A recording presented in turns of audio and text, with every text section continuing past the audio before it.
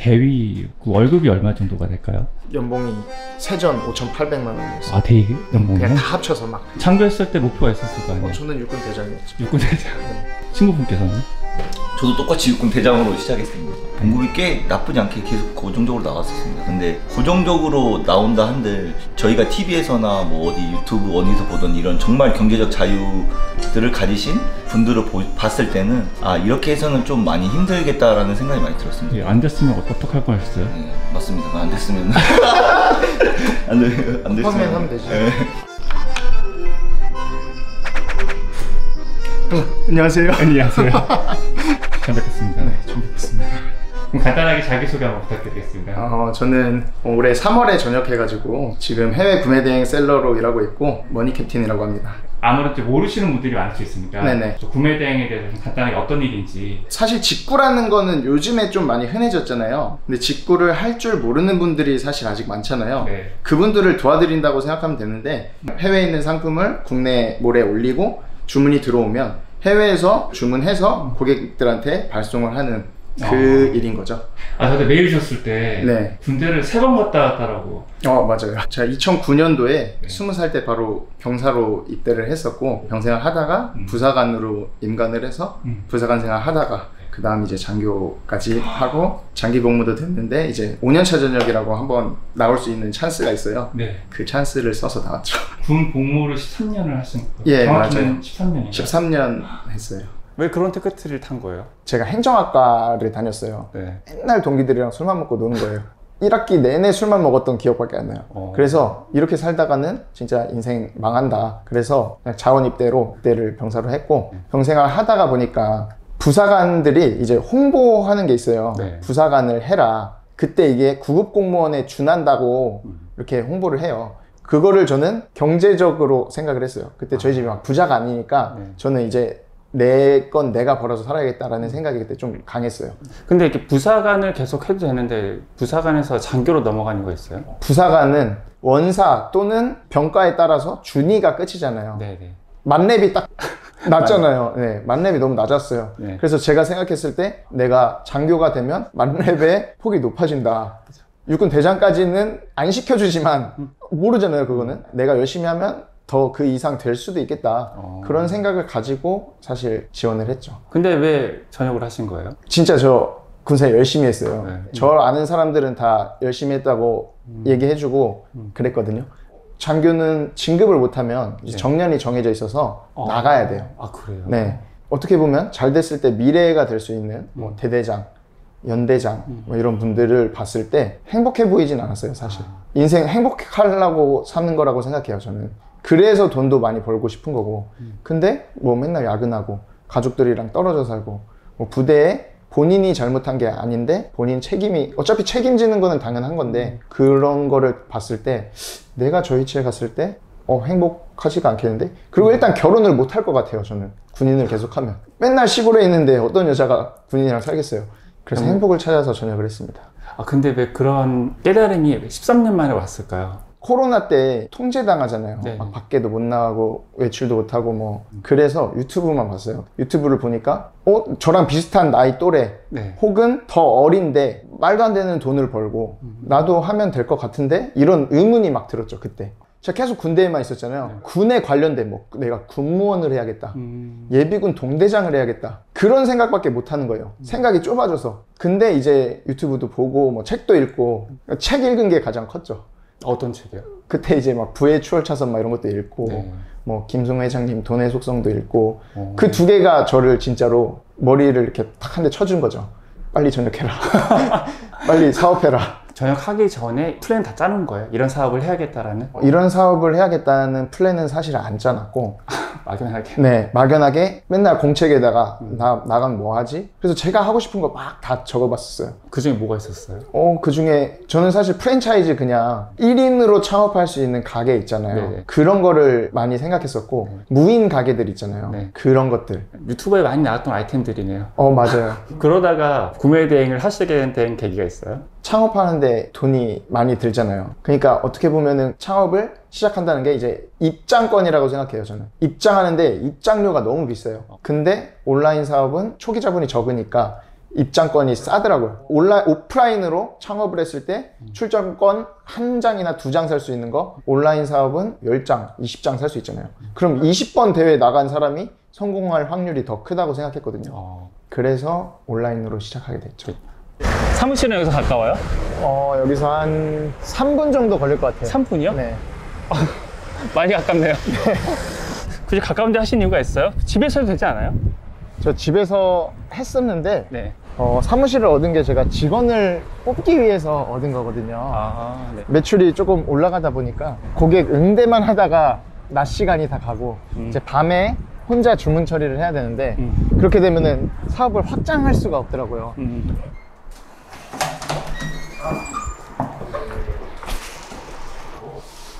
문자를 다 배거든요. 그러면은 네. 제가 아까 얘기 듣기로는 네네. 직업군이셨다고. 네, 맞습니다.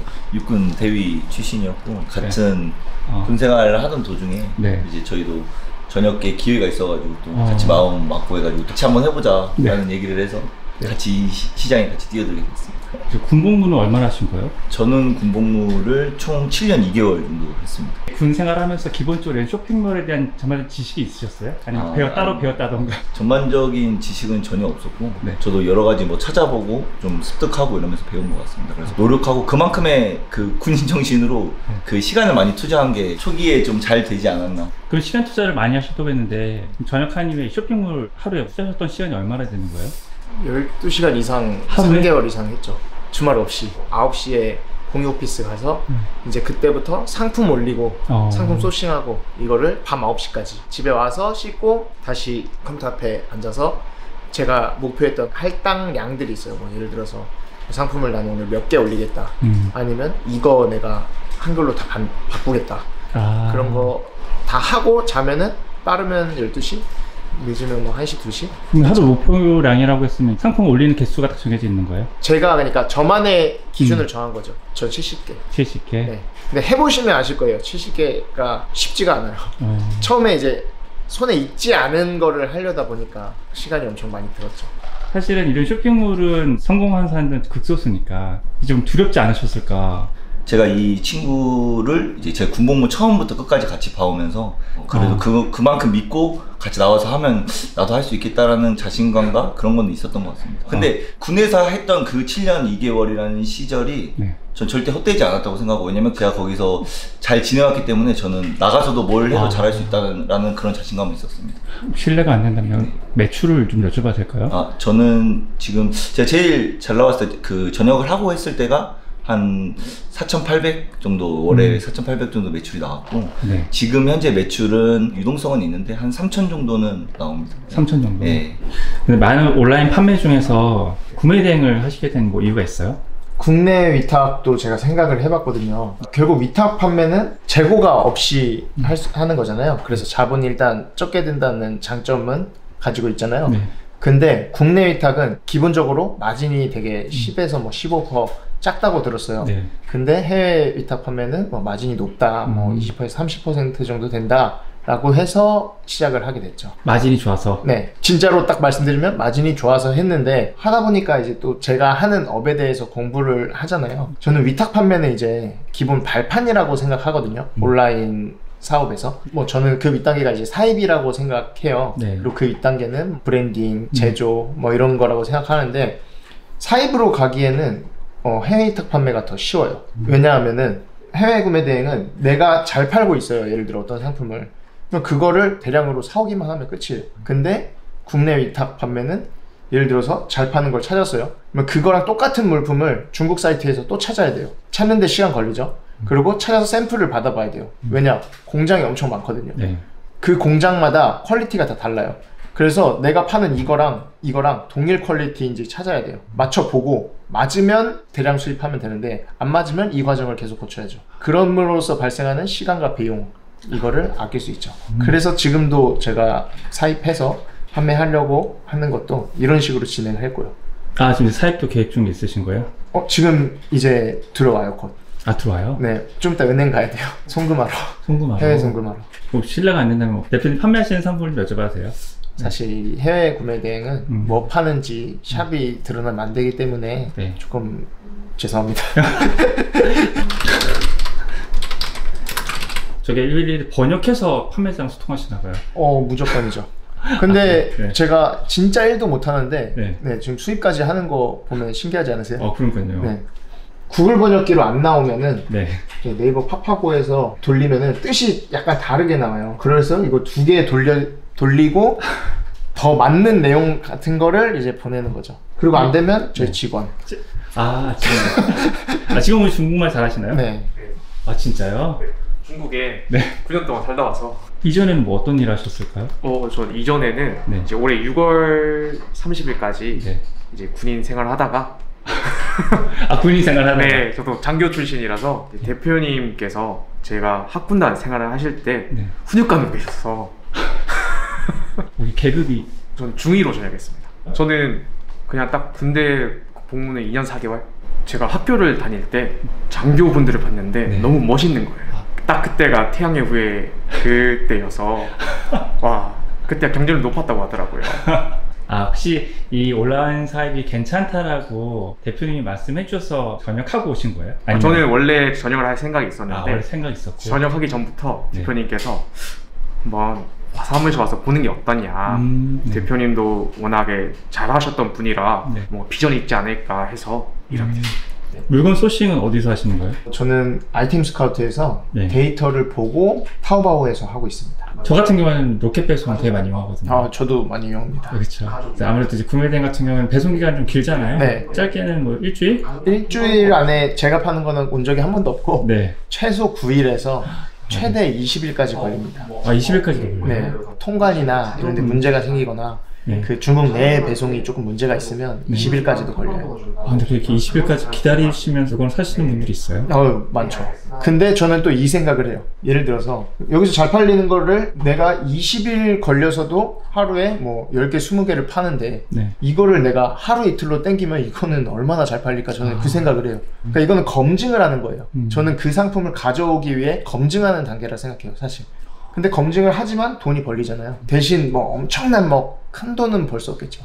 근데 큰 돈을 버시는 분들도 있다고 들었어요. 근데 네. 저는 제가 생각하는 건 좀 달라서 여기서 검증을 하고 그 상품을 가져와서 하루 이틀 만에 배송을 할 수 있다면, 그리고 그거를 로켓을 넣는다면 그러면은 뭐 한 3-4배, 5배 팔리는 거죠. 저는 그냥 그렇게 생각을 하고 하는 거예요, 지금도. 또 이제 구매대행의 좀 단점이라고 몇 개 뽑을 수 있다면 아까 말씀 배송 기간도 있지만 네. 반품에 관한, 환불에 맞아요. 관한 이 문제를 어떻게 해결하실지 좀 궁금하더라고요. 네. 일단은 전화해서 빌죠. 처음에는 다 써 있어요. 해외 직구 제품들은 다 보시면은 뭐 교환 환불 어렵고 그러니까 신중히 사라 뭐 이런 내용들, 그리고 아예 상품에 하자가 있지 않는 이상은 네. 교환 반품 어렵다 이런 말 쓰죠. 네. 대화로 풀 수 있는 분들 네, 최대한 대화로 풀고 음. 안 될 경우에는 그건 이제 로스로 가는 거죠. 저는 이런 생각을 해요. 삼성 휴대폰, 뭐 네. 애플 휴대폰 엄청 좋잖아요. 네. 세계적인 기업들이 만든 거고. 네. 근데 그것도 딴지 잡아서 반품 교환하는 사람 무조건 있을 거예요. 그런데 내가 이런 거 파는 것도 아닌데 이런 거 없겠냐라고 생각을 해야 마음이 편하더라고요. 근데 뭐 예를 들어서 10개 보냈는데 7명이 그런다. 그럼 그 상품이 문제가 있는 건데 뭐 10개, 20개 보냈는데 뭐 1명이 그런다. 그러면은 그분이 그냥 이상한 거라 생각하고 최대한 아픔 안 하게 이렇게 회백 보상을 해드린다든지 이런 식으로 하다가 안 되면은 받아들이죠. 네, 로스로. 네, 어쩔 수 없습니다. 매출을 좀 여쭤봐도 될까요? 그럴 줄 알고 제가 검색을 해놨어요. 1억 486만 6,105원. 운이 좋았죠. 저기 전체 건수가 좀 759건이잖아요. 저게 판매 건수인가요? 네, 한 달. 한 지난 달. 한 달. 네. 로스, 광고비 이런 거 빼면 순수 마진이 얼마나 될까요? 통상 25%에서 30% 정도 되는 것 같아요. 그걸 제외하고도? 네. 제가 막 아직 세무사를 안 써서 정확하게 막 맞춰보진 않았어요. 근데 큰 틀로 제가 보면 알잖아요. 제 어떤 상품은 뭐 마진이 몇 퍼다 그랬을 때 광고비 얼마 나왔다. 제 하고 해보니까 그 정도 되더라고요.